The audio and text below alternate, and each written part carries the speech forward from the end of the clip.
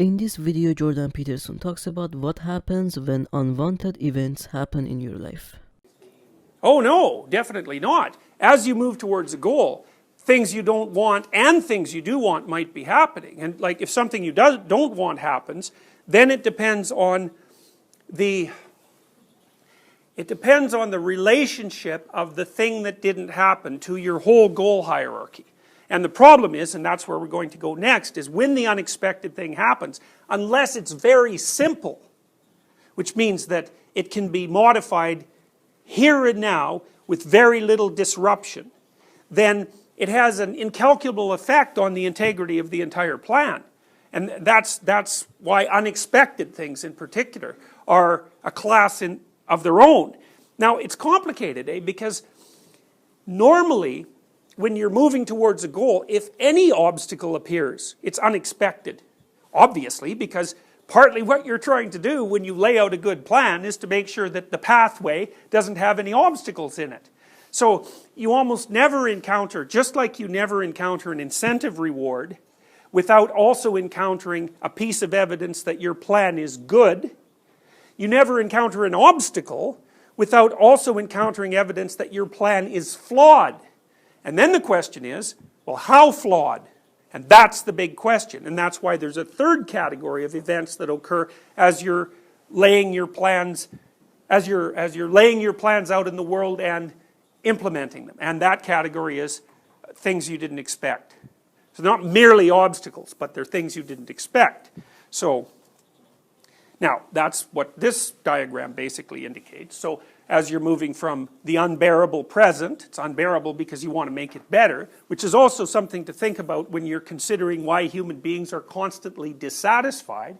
It's like, well, if you weren't vaguely dissatisfied with the present, you wouldn't be doing anything to try to change it into the future. And so there's a certain amount of vague dissatisfaction that's actually a necessary motivator. Now, you hope that there are times when you think things are good enough for right now, so you can take a break from constantly walking uphill. But you can also see that if you were completely satisfied, we know this from animals like lions, after a kill, all the lions do is lay around until they've digested all the food, and they're probably satisfied, but it isn't obviously the case that that's the best possible strategy.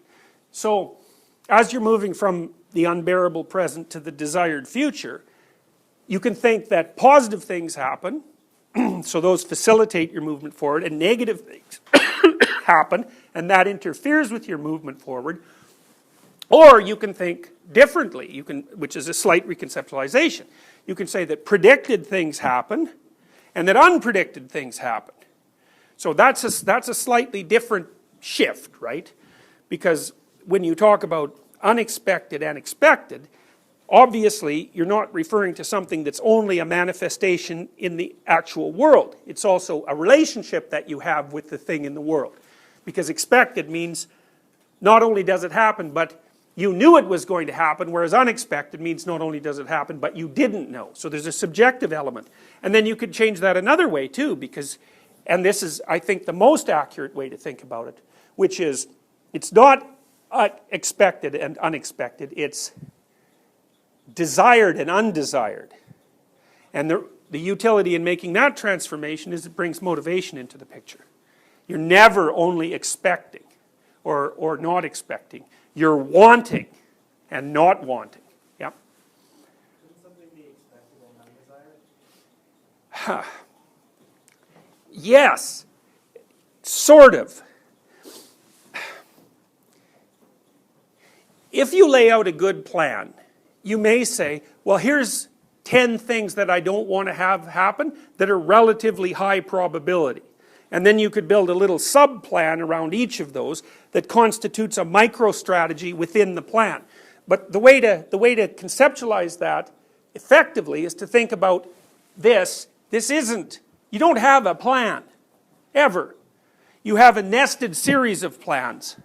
And you're operating at one level of that nested series at a time.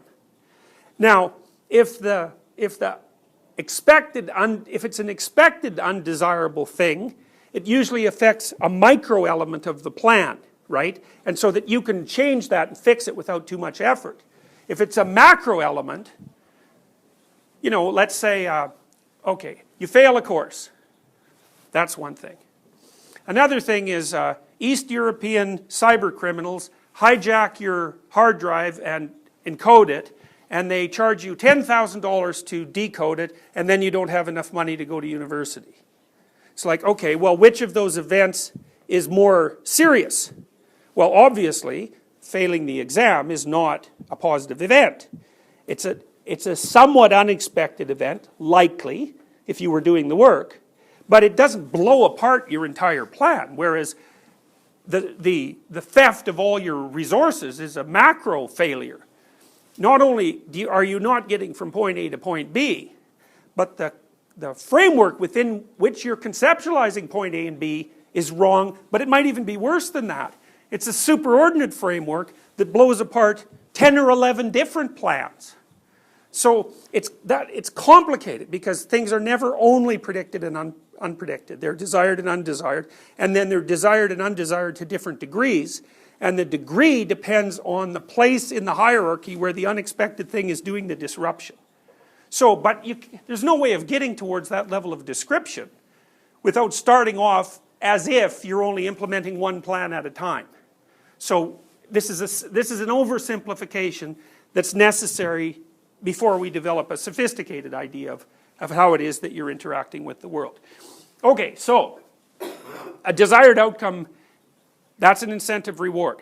It makes you hopeful and positive and alert and energetic and willing to move forward. It's what you want. It's what you want. It's a dopaminergic reaction fundamentally. Whereas if something that happens that you don't want, well, that's both threatening, technically, because it indicates that a punishment is likely and you don't necessarily know the magnitude of the punishment, and it's also punishing in and of itself. So that's obviously a category that you don't want to have happen. And the other problem is it's not easy to bind it. You know, so look at it this way. You have a relationship with someone and it's kind of conflict laden, you know, and you think, each time you have a conflict, you think, should I be in this relationship? Well, that's a big problem because you actually don't know. How much conflict should you have before you shouldn't be in a relationship? And the answer to that is, well, you don't know.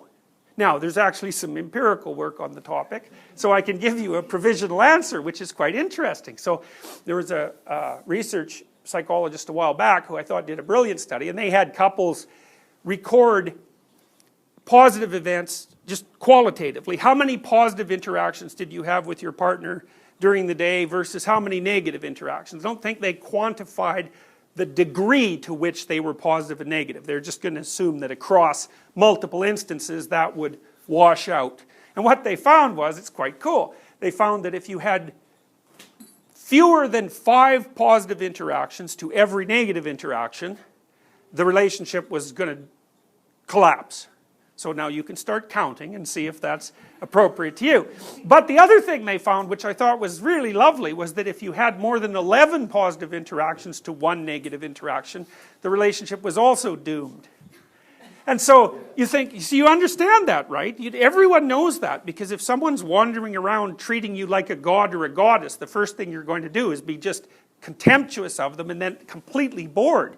You want the person to harass you a bit, just so that you learn something, that's part of it. So it's also evidence that there's actually someone there that you're interacting with, you know, because if someone just does everything you want all the time, well, I mean, that might sound like an ideal fantasy, but you know perfectly well that if that ever happened, you're just going to get completely tired of that instantly. Plus, there's no life in the relationship, right?